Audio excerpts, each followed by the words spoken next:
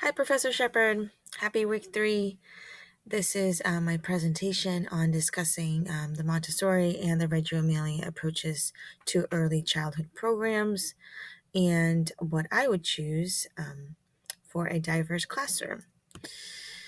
So, first, I wanted to touch base on the importance of a high quality early education program. We talked about this in our discussion this week, and it is important to to mention that the early years of the child is when their brain develops the most, and that they produce all these neurological connections that need to be strengthened, and all of these factors are influenced by relationships, by experiences, and by their environment, as well as some biological influences, but the ones that we can control um, are assisted by high quality childhood programs that know how to capitalize on these crucial years of this rich brain development, and can also strengthen those connections by relationships and experiences, and a safe and calm environment. So, characteristics of a high quality childhood program that would provide this safe environment, relationships, and experiences is that they have childcare providers who meet children's basic needs. They have an environment that is not only safe, but is conducive and attractive to learning, and they allow room for memorable learning experiences. And I think that both Montessori and the Reggio Emilia approaches meet these needs of young children. Their approaches ensure school readiness, language and reading readiness, social behaviors, cognitive sensory stimulation, all which would be great programs for all different types of diverse learners. They both really promote self directed lessons, and really builds self-motivated learners when we do that.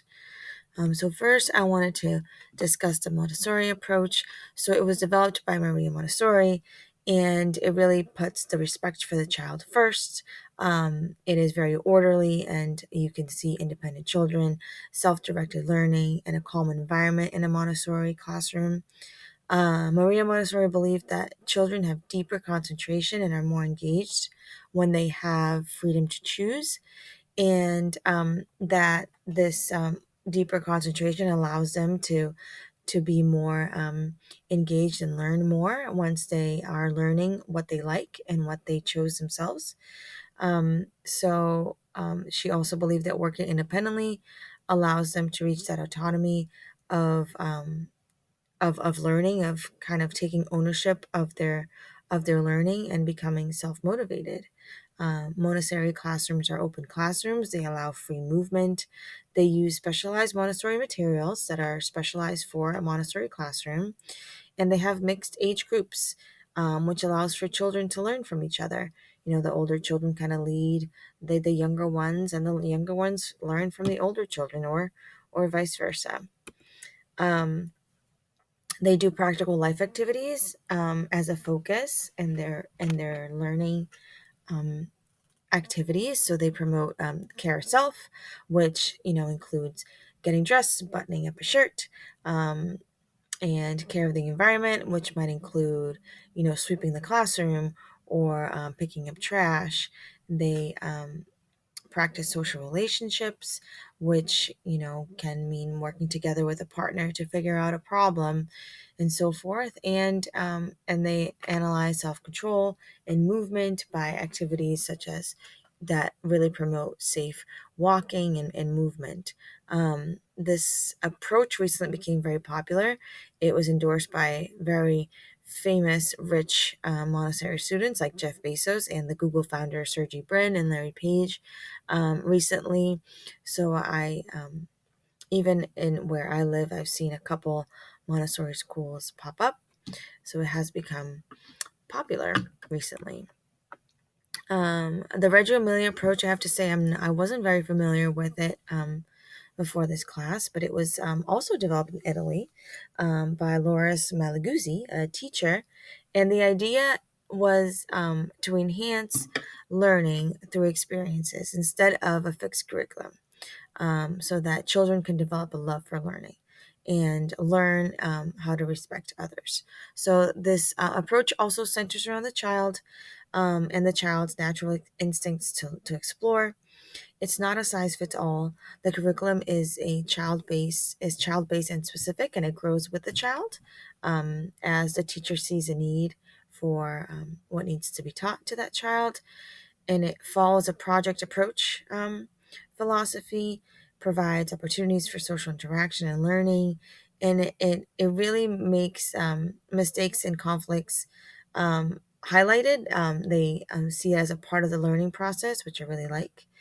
Um, Rich in space and materials, so the classes like Montessori are large and open. They also have big windows that are, children's height, which allows them to kind of see outside and feel like they're interacting, like they're part of the outside world. Um, Children and Reggio Emilia approach are encouraged to document their experiences and display them, which really helps them, see that their efforts are appreciated by their school community. Um, which one would I choose for a diverse classroom I would teach?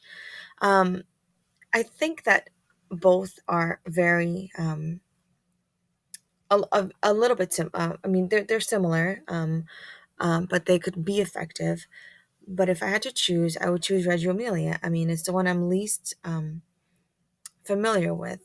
But I think that the Montessori classroom is great for kids who are self starters, who know what they like, who are confident. I think that kids who need a little bit more support, a little bit more guidance could fall behind, maybe could feel a little left out with these, independent learning activities. Montessori schools have also become expensive, and I don't think, Maria Montessori intended it to be that way. Um, but I feel like the materials and all, this all these beautiful classrooms are kind of hard to keep up and not be accessible to, the diverse learners.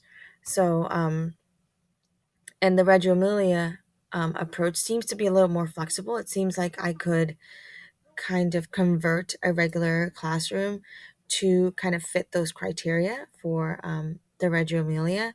I know it has a true Reggio Emilia classroom has the art center where they create their projects, but I think that we could make adjustments, have a corner of the room be a project corner with a large craft table and so forth. So I really like that the Reggio Emilia approach has a larger community engagement with the project.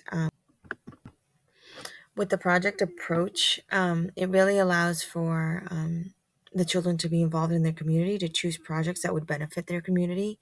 It increased their social skills because they're working together and less independently, as in the Montessori. It really allows room for mistakes, and I think children learn best when they make mistakes and when they don't agree with each other and they resolve their conflicts.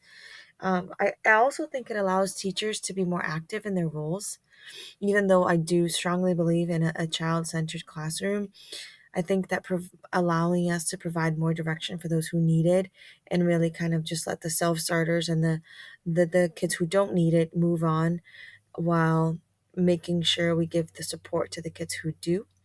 And I love the idea that the children's work will turn into a project that can be displayed or can be carried out by the community, um, and just adds to the attractiveness of this approach. Um, and also I think what scares me the most about teaching in a public school is following a set curriculum and how that might not work for certain kids. So I think that a little bit more flexibility to the curriculum would be great. I know that Reggio Emilia is the total opposite. There is no curriculum. You kind of just go with what you see the children need, and that could be really beneficial to a lot of kids with diverse needs. I know that even in language learners, for example, um, they can be in a second or third grade math level, but their language skills are not there yet. So I think that, the curriculum might not meet their needs. So I think something like this could be very beneficial. Um, and also the Reggio Emilia seems to be more of a group collaboration, other than the independent work that in the Montessori classrooms are, which can promote language. I love when kids talk to each other, and the their problem solving and conflict solving skills. So I took this from my philosophy of education that we did in week 1, and I think Reggio Emilia approach fits perfectly into that. And that is that I wanted a classroom where students are physically as well as mentally active, and they're encouraged to initiate learning activities, which is true in Reggio Emilia. Starting with a welcoming environment, providing the right tools for learning, and I want them to feel excited and engaged, but not overwhelmed by options. So I think Reggio Emilia focusing on that one project, not being too overwhelmed with everything else, I think is just fits right into that, into my philosophy. And an active involvement also means that as an educator, my role is not to be the center of the classroom, but more of a guide to discoveries and learning. Um, and, giving that child the freedom to use their interests as a guide to how they will learn. And I think that's the exact definition of the Reggio Emilia approach, is to provide learning that is initiated by a child's instinct to explore. And I think that's so important. These are my references, and I hope you have a great rest of your weekend. Bye bye.